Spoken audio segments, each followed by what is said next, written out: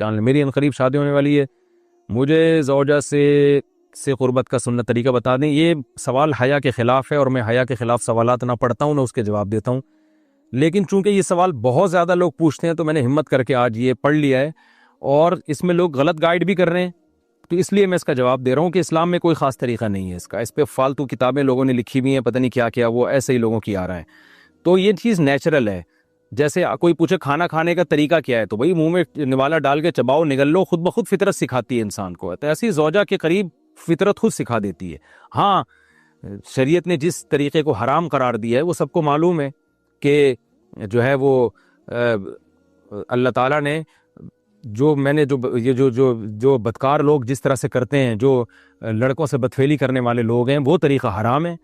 تو باقی اللہ تعالیٰ نے میاں بیوی کا معاملہ رکھا ہے, ایک دوسرے کا لباس ہے, تو کمرے کی باتیں ہیں وہ جیسے چاہیں مناسب سمجھے, وہ ان کا اپنا ذاتی عمل ہے, اس کا کوئی خاص طریقہ نہیں ہے, اور یہ نیچر انسان کو خود سکھاتی ہے. نہ یہ طریقے نہ کسی سے سیکھنے کی ضرورت ہے. بعض لوگ تو حد درجے کی بے شرمی کرتے ہیں, وہ شادی سے پہلے جو ہے وہ فحش فلمیں دیکھتے ہیں تاکہ ہمیں طریقہ آ جائے. یہ انتہائی درجے کی بےہودگی ہے, انتہائی درجے کی ایک لعنتی عمل ہے یہ. تو یہ کوئی خاص طریقہ نہیں ہے. میاں بیوی ایک دوسرے کا لباس ہیں, وہ جس طرح سے ایک دوسرے کو سیٹسفائی کر سکتے ہیں وہ کر لیں, تاکہ ان کی توجہ کسی اور طرف نہ جائے, وہ حلال کی تسکین ان کی بند کمرے کے اندر ہو جائے. اور یہ باتیں لوگوں سے شیئر بھی نہیں کرنی چاہیے. آج یہ بھی ایک حرام کاری ہو رہی ہے. میں بہت سخت الفاظ استعمال کر رہا ہوں اس لیے کہ یہ, اور میرے پاس کوئی ہلکا لفظ نہیں ہے.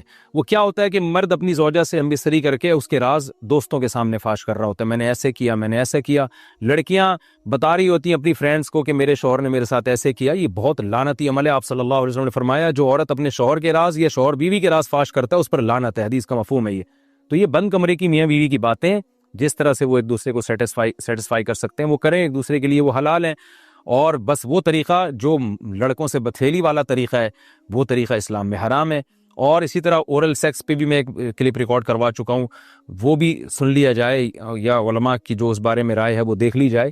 تو اس کے علاوہ جو بھی ہے میاں بیوی ایک دوسرے کے لیے اللہ نے حلال کی ہے, کوئی خاص طریقہ نہیں ہے. اور یہ حیا کی باتیں, ان کو بند کمرے کے اندر ہی رہنا چاہیے ان چیزوں کو.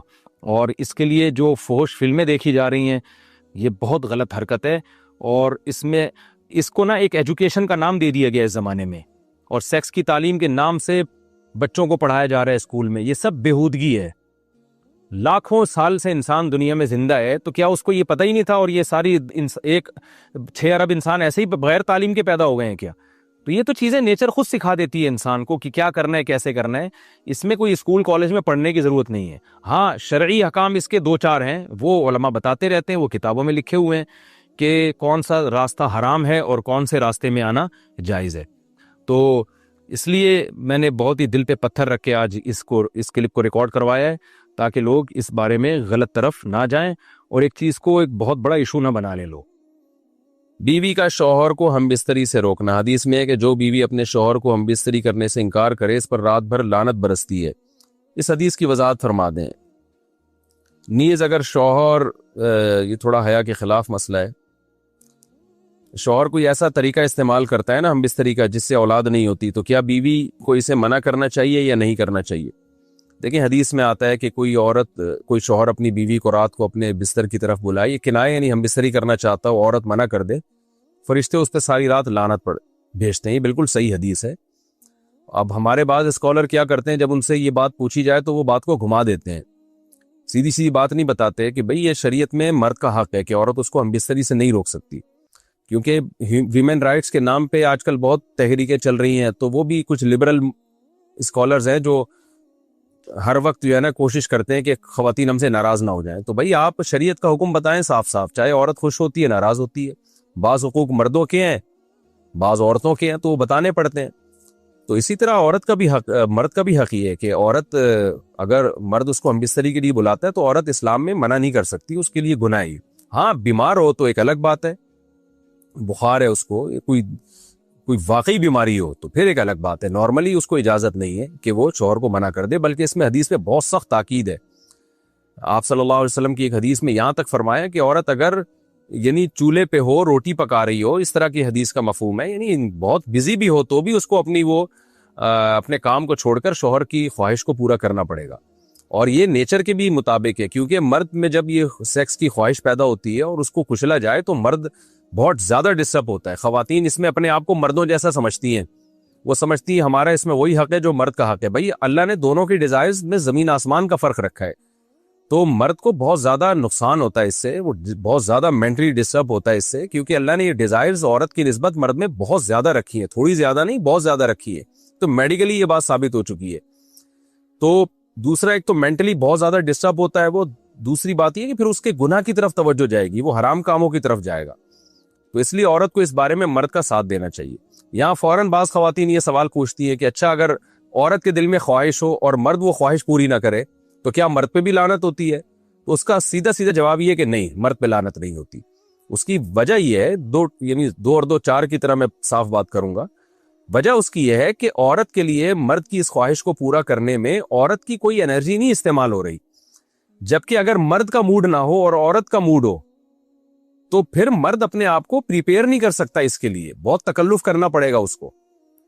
اخلاقی طور پر تو ٹھیک ہے، مرد کو یہی حکم دیا جائے گا کہ زوجہ کی خواہش کو پورا کرے، لیکن اس پر شریعت نے لازم نہیں کیا ہے، کیونکہ ایک چیز مرد کے اختیار میں نہیں ہے تو لازم کیسے ہو سکتی ہے؟ یعنی ایک آدمی کا وہ ذہنی طور پر تیار ہی نہیں ہے اس کے لیے، تو مرد کے لیے تو جب تک ذہنی طور پہ تیار نہ ہو وہ یہ عمل کر نہیں سکتا، جبکہ عورت کر سکتی ہے۔ تو انرجی جو استعمال ہوتی ہے نا اس میں بہت زیادہ، وہ تو مرد کی انرجی یوز ہوتی ہے، تو شریعت اس کو کیسے پابند بنا سکتی ہے کہ اس کے ذہنی طور پر وہ مینٹلی تیار سے یعنی ایک عمل کر سکتا ہے؟ تو یہ ظلم ہوتا ہے اس کے اوپر کہ وہ مینٹلی تیار نہیں ہے اور اس کو شریعت کہے کہ اگر بیوی آپ سے مطالبہ کر رہی اور آپ مطالبہ پورا نہیں کرو گے تو آپ پر لعنت ہوگی، تو وہ اس لعنت سے بچنے کے لیے اپنے آپ کو مینٹلی کیسے تیار کرے گا؟ بعض دفعہ تیار کر لیتا ہے، بعض دفعہ نہیں ہو پاتا۔ کہ اللہ میاں نے یہ اتنی خواہش مرد میں رکھی کیوں ہے، اور یہ جو ہاتھ چلانے والے لوگ ہیں اس کے سوسائٹی کو کیا نقصان ہوتے ہیں وہ بھی بتاتا ہوں، باڈی کو کیا ہوتے ہیں وہ تو میں نے موٹے موٹے آپ کو ایک آسان لفظوں میں سمجھا دیا، سوسائٹی کو کیا ہوتے ہیں وہ بھی سمجھیں۔ دیکھو قدرت نے ایک پروسیس رکھا ہے کہ مرد جب بالغ ہوگا اس میں عورت کے بارے میں بہت سخت جذبات پیدا ہوں گے، کنٹرول کرنا مشکل ہو جائے گا، نہ چاہتے ہوئے شادی کرے گا یہ، اس سے ایک لڑکی کا گھر بسے گا، بیٹیاں والدین پہ بوجھ نہیں بنیں گی۔ ایک بزرگ نے مجھے بتایا کہ پتہ نہیں آج لڑکوں کو کیا ہو گیا، ان کی 6 بیٹیاں بڈھی ہو رہی تھی بیچاری، کہتے ہیں یار ہمارے دور میں نا لڑکوں سے ہم جوتے گھسواتے تھے، ہمارے باپ دادے پھر جا کے رشتہ دیتے تھے، وہ اتنے چکر لگواتے تھے، اتنے انٹرویو لیتے تھے ان سے۔ تو اسلام نے، اللہ نے مرد میں یہ خواہش اس لیے رکھی ہے، نہ چاہتے ہوئے بھی کیا کرے وہ، کیونکہ آپ کی چاہت پہ اگر ڈال دیا جائے تو آپ کہیں گے ایکچولی کر کے میں نے بھی پڑھنا ہے، ایکچولی میں نے یہ کرنا ہے، تو اس سے خاندانی نظام کا کیا ہو گیا؟ انگریز نے یہی تو کیا، وہ لوگ جب بالغ ہوتے تھے تو انہوں نے زنا شروع کر دیا، ہاتھ سے خواہشات پوری شروع کر دی اور اوٹ پٹانگ حرکتیں کر کے پھر انہوں نے کہا ایکچولی اگر ہم شادی بیاہ اور یہ میں ترقی چاند پہ تمہارا باپ جائے گا، مریخ پہ تمہارے ماموں کو بھیجیں گے ہم کیا، تو یہ شادی بیاہ اور بچوں کے چکر سے نکلو اور پھر ایکچولی کر کے نا، تو وہ حرام طریقے سے خواہشات پوری کر لی انہوں نے، نکاح وکاس سوسائٹی سے کیا ہو گیا؟ ختم۔ اب چاند پہ تو پہنچ گیا، لیکن جو بیچارہ چاند پہ جاتا ہے نا وہ بھی نیچے آ کے بڑھاپے میں کیا کر رہا ہوتا ہے؟ کتے پال رہا ہوتا ہے۔ اور اب ان قوموں کو فکر ہو گئی ہے کہ ہماری گروتھ ریشو اتنا گر رہا ہے کہ اتنی ترقی کے باوجود ہم چند سالوں کے بعد مارکیٹ سے کیا ہو جائیں گے؟ شارٹ۔ وہ ترقی یافتہ قوم ہی ختم ہو جائے گی۔ عجیب بات ہے یار، ایسی ترقی کہ آپ انتہا تک پہنچے اور پھر پہنچنے کے بعد آپ کی نسل ہی ختم ہو گئی، اس سے تو وہ غریب اچھا ہے جس کی نسلیں تو چل رہی ہیں۔ یہ یورپ کی رپورٹ ہے کہ 50 سال کے بعد مسلمان وہاں سب سے زیادہ ہوں گے، تبلیغ کی وجہ سے، تبلیغ کا بھی اثر ہے لیکن گروتھ ریشو کی وجہ سے مائنس میں جانا شروع ہو گئے ہیں۔ وہی ایکچولی کر کے نا کہ 2 بچے ہی اچھے، تو انہوں نے کہا جب 2 بچوں پہ خرچہ ہوتا ہے تو ایک پہ اس سے کم خرچہ، جب 2 ٹینشن ہے تو ایک کم ٹینشن ہے۔ پھر بعض لوگوں نے کہا ایک بھی نہ ہو تو ٹینشن فری، کیونکہ ایکچولی گورنمنٹ نے جو ایکچولی سکھایا تھا اس ایکچولی میں پبلک نے ایک ایکچولی اپنی طرف سے اور ایڈ کر دیا۔ اسلام نے یہ ٹینشن ہی ختم کر دی۔ اسلام نے کہا یہب لمن یشاء اناثا، اولاد تو گفٹ ہے، گفٹ تو جتنا زیادہ وہ اچھا ہے۔ تو اسلام نے ہمیں دوسرا، ایک آدمی کہتے ہیں ایکچولی میرے 2 بچے ہیں، گفٹ ہے، دوسرا کہتے ہیں ایکچولی جب گفٹ 2 ہے تو 4 ہو تو اور زیادہ اچھا ہے، تو میرے 4 ہے۔ اگلا کہے گا یار جب گفٹ ہے نا تو تحفے تو 8 ہو تو اور زیادہ اچھا ہے، تو ایکچولی کتنے ہونے چاہیے؟ اسلام نے اس سمت میں چلایا ہے آپ کو، نہیں آ رہی بات؟ اور وہ جو کمنٹس میں نے بتایا تھا نا، ایک صاحب نے میرے اس طرح کے بیانات پہ کمنٹس کیے ہوئے تھے کہ ابے یہ مولوی لوگوں کو الو بنا رہا ہے، عورت کو چاہیے ایکچولی وہ آفیسر بنے اور پھر بڑھاپے میں نے کہا تھا نا پھر میاں ہے نہیں، کتے پالیں گی، تو پھر میں نے کہا تھا کہ بڑھاپے میں، اس نے کہا کہ بھائی ٹھیک ہے بڑھاپے میں کوئی بھی نہیں ہے تو 2 ملازم رکھ لے، پیسہ اتنا کمائے، اتنی اچھی پینشن ملے کہ اس سے کیا رکھ لے خدمت کے لیے؟ 2 ملازم۔ دماغ دیکھو کدھر جا رہا ہے. وہ ملازم تمہیں وہ محبت دے گا جو پوتے نواسے اولاد اپنی ماں کو محبت دیتے ہیں, جو شوہر اپنی بیوی کو محبت دیتا ہے.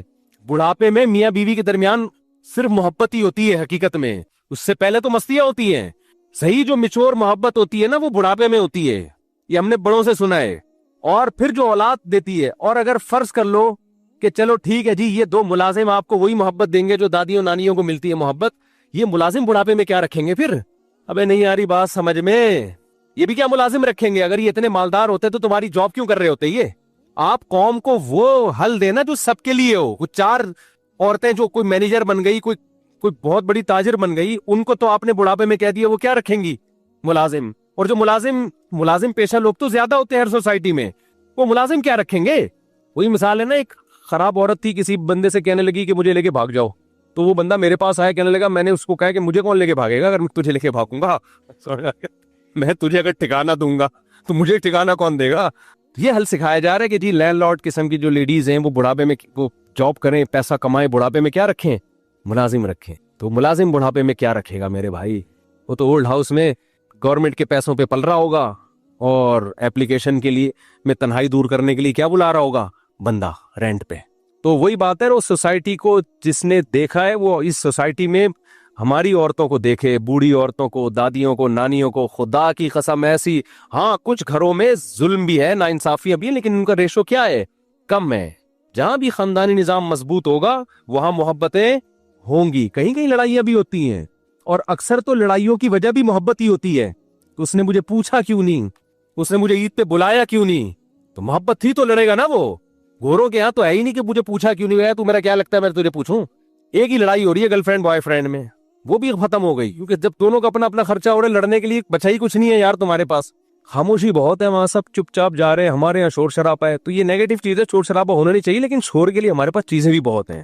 تو اس لیے جو اصل بات میں لے کے چلا تھا نا, ان تتقوا اللہ یجعل لکم, ہاں میں یہ عرض کر رہا تھا کہ اللہ میاں نے یہ اتنے زیادہ جذبات رکھے کیوں ہیں, اور پھر ہر طرح کی پابندی کیوں لگا دی کہ ہاتھ مت بھی کی طرف بھی مت جاؤ, زنا کی طرف بھی مت جاؤ. اللہ یہ چاہتے ہیں کہ یہ شادی بیاہ اور گروتھ ریشو تمہارے ہاتھ میں نہ رہے. یہ کس کے ہاتھ میں رہے؟ یہ میرے ہاتھ میں رہے. میں جتنے بچے پیدا کرنا چاہوں گا اتنے ہوں گے. تم نہ چاہتے ہوئے بھی عورت کی تلاش کرو, اور پھر تمہارا نہ چاہتے ہوئے بھی اس سے ملاپ ہو, اور پھر نسل میری مرضی سے بڑھے کہ جتنے میں چاہتا ہوں, تاکہ ایکچولی کر کے جو دنیا کے ماہرین لوگوں نے گروتھ ریشو خطرناک حد تک گرا دیا ہے نا دخل اندازی کر کے, یہ تباہی دنیا میں نہ پھیلے. کچھ چیزیں قدرت نے ہمارے ہاتھ میں نہیں رکھی ہیں, اگر ہم اپنے ہاتھ میں لیں گے تو سسٹم کیا ہو جائے گا؟ تباہ ہو جائے گا. میں بار بار یہ بات کہتا ہوں, انسان کے لیے ساری کائنات مسخر ہے. انسان کو یہ حق ہے کہ جانوروں کی نسلوں کو کنٹرول کرے. انسان کی نسل کو کنٹرول کرنے کے لیے کہ کتنے بچے پیدا ہوں گے کتنے نہیں ہوں گے, یہ انسان سے اوپر کی کوئی ذات ہونی چاہیے جو خدا ہے. انسان کو انسان پر اتنا حق نہیں ہے کہ وہ انسانوں کو آنے سے روک دے. نہیں آ رہی بات؟ کیونکہ ہمیں جتنا اس دنیا میں رہنے کا حق ہے اتنا ہی ہمارے بعد والی نسلوں کو بھی حق ہے. اس کو حق نہیں ہے کہ وہ ہمیں روکیں نہ ہم ان کو روکیں. تو یہ نظریہ جو ہے نا, یہ جو گروتھ کنٹرول یہ سب ان لوگ ہے جو ملحد لوگ ہیں, جو مذہب کو خدا کو وہ کہتے ہیں جب ہم اتفاق سے پیدا ہوئے ہیں تو پھر جو مرضی کرو بیٹھ کے. ہم کہتے ہیں پیدا ہی نہیں ہوئے, تو پیدا کیا ہے بھائی کسی نے, تو اس سے پوچھیں گے ہم کہ کیا رزق کے دروازے ختم ہو رہے ہیں, کیا رزق وسائل ختم ہو رہے ہیں, تو پھر ہم کنٹرول کریں. وہ کہتے ہیں یہ تمہارا ایڈک نہیں ہے, وہ اللہ ہمیں کہتے ہیں تمہارا ایڈک نہیں ہے, یہ میرا مسئلہ ہے. تو کھوپڑی بہت اہم اللہ کی طرف سے. کبھی کبھار میں یہ کھوپڑی استعمال کرتا ہوں نا, میں سوسائٹی کے اگینسٹ جاتا ہوں, مجھے ایسا لگتا ہے ایسا تو نہیں سب کی کھوپڑی ٹھیک ہو, میری خراب ہو گئی ہو کہیں, کیونکہ ہر آدمی مخالفت کر رہا ہے, ہر آدمی مخالفت کر رہے ہیں, دیندار مخالفت کر رہے ہیں. یار مولوی صاحب کس طرح کی باتیں کر رہے ہو؟ مجھے وہ پاگل والا لطیفہ بہت یاد آتا ہے. کبھی کبھار سوچتا ہوں یار ہم بھی کمپرومائز کر لیں. ابھی ایک میرا بیان بہت عرصے سے سن رہے ہیں, ایک صاحب, ایک بچی بالغ ہوئی, اس کی کہیں شادی ہو رہی ہے, تو مجھے آ کے کہنے لگے یار اس کم عمری میں کیوں شادی کر رہے ہیں. میں نے کہا یار کم از کم آپ ہمارا 10 سال سے بیان سن رہے ہو, آپ کا دماغ نہیں بنا تو پھر کس کا بنے گا دماغ یار؟ کتنی مثالیں سامنے آ گئیں, فلاں کی اس عمر میں نکاح ہوا, کتنی کامیاب لائف, فلاں کا نکاح ہوا, آپ بھی یہ بات کر رہے ہو. تو مجھے کبھی کبھار لگتا ہے شاید میری کھوپڑی کیا ہو گئی ہے, آؤٹ ہو گئی ہے. میں بار بار کہتا ہوں کم عمری میں ہر ایک کے حوالے نہیں کی جائے گی, دیکھا جائے گا کہ وہ اس قابل بھی ہے کہ اس کو سنبھال سکے.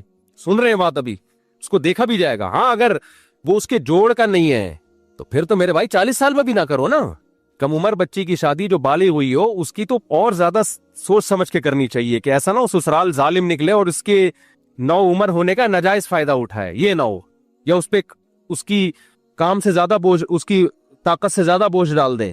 بات ہے کفوف کی، اگر حدیث میں بھی آتا ہے کہ جب لڑکی بالغ ہو اس کا جوڑ کا رشتہ مل جائے تو نکاح میں تاخیر مت کرو، یہاں بھی حدیث میں جوڑ کا تذکرہ ہے، جوڑ کا نہیں مل رہا، یا آپ کو خطرات ہے یار پتہ نہیں کیا ہو جائے گا اس سسرال میں جا کے، پھر نہیں کرو آپ۔ تو مجھے جب میں بات کرتا ہوں نا تو مجھے لگتا ہے شاید ہماری کھوپڑی کیا ہو گئی ہے، آؤٹ ہو گئی ہے۔ وہ ایک پاگل والا لطیفہ جلدی سنا دوں، بہت پرانا ہو گیا لیکن اب لطیفہ بھی مزے کا ہے نا، وہ فٹ آتا ہے ان حالات۔ ایک بادشاہ سلامت تھے، ان کو کسی نے بتایا کہ مجھے خواب آیا ہے کہ بارش ہونے والی ہے، جو بارش کا پانی پیے گا وہ پاگل ہو جائے گا۔ بادشاہ نے وزیر کو بلایا، ابے بھائی یہ تو سارے پاگل ہو جائیں گے، بارش تو پورے ملک میں برسے گی، کون بچے گا یار، اور وہی پانی کنووں میں جائے گا، وہی دریاؤں میں جائے گا، تو جو پیے گا پاگل ہو جائے گا، ہم کیا کریں؟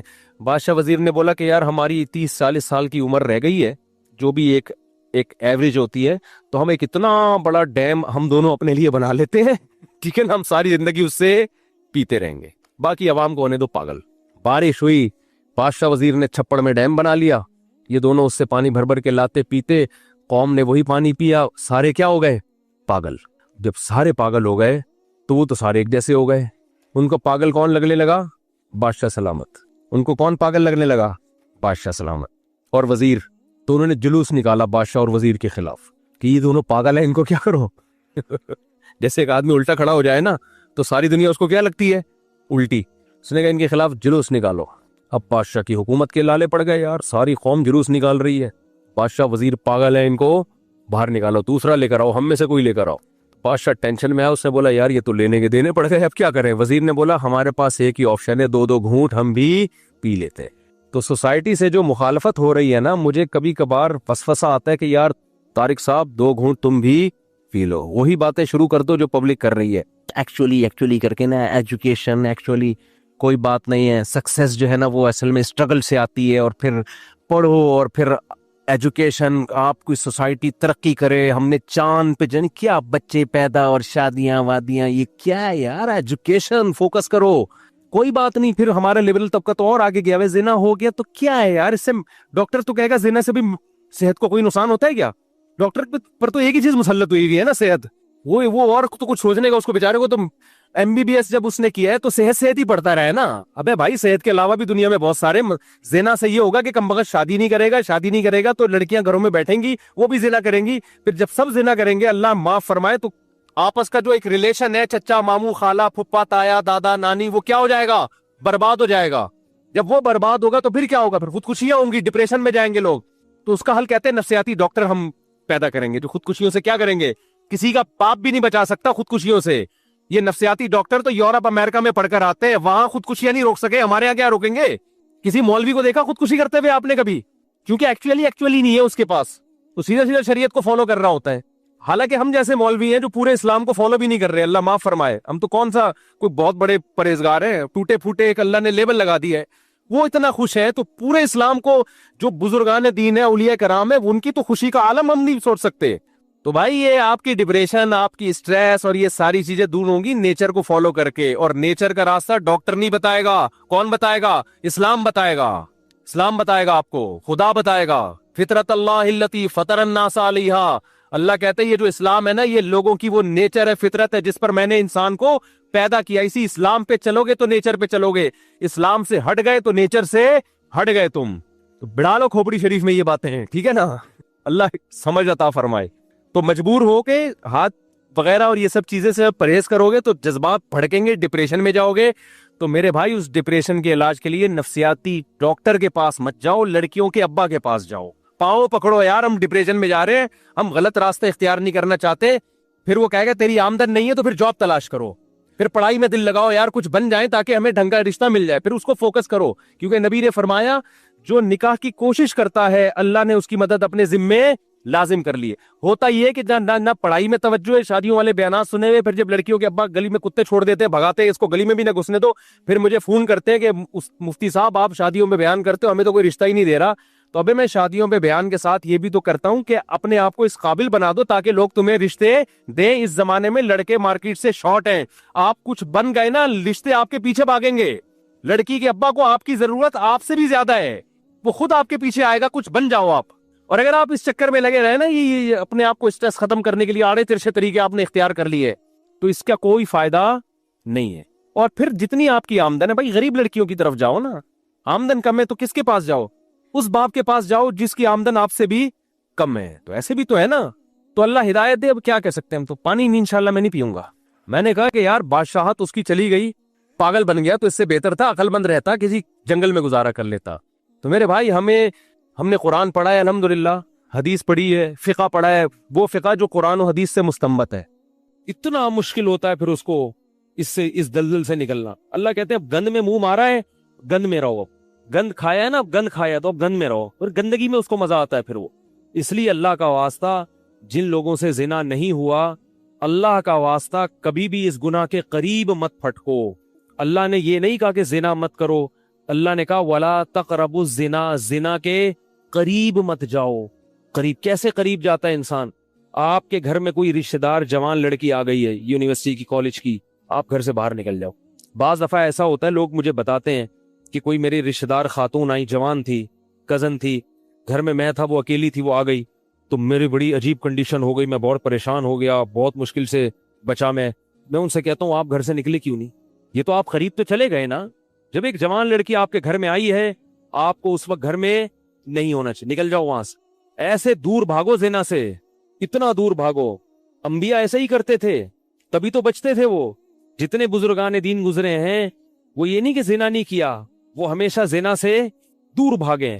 ہمارے استاذ نے ایک واقعہ سنایا تھا ہمیں, کتابوں میں یہ واقعہ لکھا ہے کہ ایک طالب علم تھا, پرانے وقتوں کی بات ہے, رات کو مسجد میں چراغ لے کے مطالعہ کر رہا تھا. پہلے زمانے میں لائٹ وائٹ تو نہیں ہوتی تھی, گاڑیوں کے سفر نہیں تھے, اونٹوں کے سفر تھے, تو مسافر لوگ بعض دفعہ آ کے مسجدوں میں ٹھہرتے تھے. تو اس نے دیکھا کہ ایک جوان لڑکی ہے, پردے میں ہے لیکن خوبصورت جوان لڑکی, وہ آئی اور اس سے کہنے لگی کہ میں راستہ بھٹک گئی ہوں, مجھے ایک رات مسجد میں گزارنے دے دو. واقعی یعنی صحیح تھی, وہ اسی طرح ہوا, تو کہیں بھٹک گئی تھی.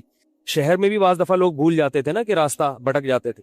تو اب یہ پریشان تھا کہ میں اس کو رات کو اگر پناہ دیتا ہوں تو مجھے شیطان ورغلائے گا, اور اس لڑکی کو اگر میں پناہ نہیں دیتا تو یہ کہاں جائے گی رات کا وقت, کوئی اور اس کی عزت سے کھیلے گا. تو اس نے بہرحال اس کو ٹھکانہ دے دیا, اس کو کہا کہ آپ ادھر اس طرف جا کے سو جائیں. نتیجہ کیا نکلا ہے کہ وہ لڑکی اس کو دیکھ رہی تھی, یہ کرتا کیا ہے, اس کو بھی اپنی عزت کا ڈر تھا نا کہ کہیں یہ دست درازی نہ کرے. تو یہ نوجوان جس چراغ میں مطالعہ کر رہا تھا, مطالعہ کرتے کرتے اس کی آگ میں اپنی انگلی لے کے جاتا اور اس کو جلاتا. جیسے ہی وہ جلنے لگتی تو اس انگلی کو واپس کھینچ لیتا, دم تپش آگ لگتی نا, واپس کھینچتا. پھر تھوڑی دیر بعد یہ انگلی اس میں لے کے جاتا, پھر واپس کھینچتا. پوری رات یہ کرتا رہا ہے اور اپنی انگلی کو جلاتا رہا ہے. صبح اٹھ جیسے ہی ہوئی ہے, اس نے فوراً, صبح صادق ہوئی نا فجر کی اذان کا وقت, اس نے فوراً اس لڑکی سے کہا یہاں سے چلی جاؤ, فوراً یہاں سے فوراً چلی جاؤ. اس نے کہا اللہ کی قسم اس وقت تک نہیں جاؤں گی جب تک تم یہ معاجرہ نہیں بتاؤ گی, رات تم نے کیا ہے. تو کہنے لگا یہ میرا اور اللہ کا معاملہ ہے, میں تمہیں نہیں بتا سکتا. اس نے پھر اللہ کا واسطہ دے کے کہا, اس نے کہا میں جاؤں گی نہیں یہاں سے جب تک بتاؤ گے نہیں. اس نے کہا شیطان مجھے ورغلا رہا تھا کہ ایک جوان لڑکی ہے, اجنبی ہے, کوئی دیکھنے والا نہیں ہے, کوئی دیکھنے والا نہیں ہے, تو زنا کر لو اس سے, کوئی دیکھنے والا نہیں ہے. شیطان مجھے لے کے جاتا تھا تو میں اپنی انگلی آگ میں جلاتا تھا, اپنے نفس کو یہ سمجھانے کے لیے کہ دنیا کی آگ برداشت کر سکتا ہے, جہنم کی بھی برداشت کر لینا, جہنم کی بھی برداشت کر لینا پھر. اور اگر تجھ سے یہ برداشت نہیں ہو رہی تو وہ کیسے برداشت کرے گا؟ کہہ رہے جب میں آگ میں جلنے لگتا تھا نا تو میری چیخ نکلتی تھی, یار یہ نہیں ہو رہی تو وہ کیسے برداشت ہوگی؟ حدیث میں آتا ہے جہنم کی آگ دنیا کی آگ سے 70 گنا زیادہ گرم ہے, 70 گنا زیادہ گرم. جب نبی صلی اللہ علیہ وسلم نے صحابہ کو یہ بات بتائی, ترمذی کی حدیث ہے کہ صحابہ کے سینے سے رونے کی ایسے آوازیں آنے لگی جیسے ہانڈی کھولتی ہے, ایسا روئے صحابہ. حالانکہ صحابہ گناہوں سے بچتے تھے, اتنا روئے ہیں کہ سینے کے جیسے ہانڈی کھول رہی ہوتی ہے ایسے ان کے سینے سے رونے کی آوازیں آئیں. اور عرض کیا واللہ انہا لکافیۃ یا رسول اللہ, یا رسول اللہ یہ دنیا کی آگ بہت تھی عذاب دینے کے لیے, اللہ نے اس کو بھی 70 گنا زیادہ گرم کیا ہے. تو اس نے کہا کہ میرے دل میں گناہ کا خیال آتا تھا, میں کیا کرتا تھا, اپنے آپ کو جلاتا تھا جب چیخ نکلنے لگتی. تو اس طرح پوری رات میں نے اپنے نفس کو روکا ہے گناہ سے, تو تقوی کی برکات ہوتی ہیں. اس لڑکی نے کہا, اب گھر میں جا کے اپنے والد سے کہا کہ میں اگر نکاح کروں گی تو صرف کس سے کروں گی, اس نوجوان سے, یا فی فور پاک دامن ہے.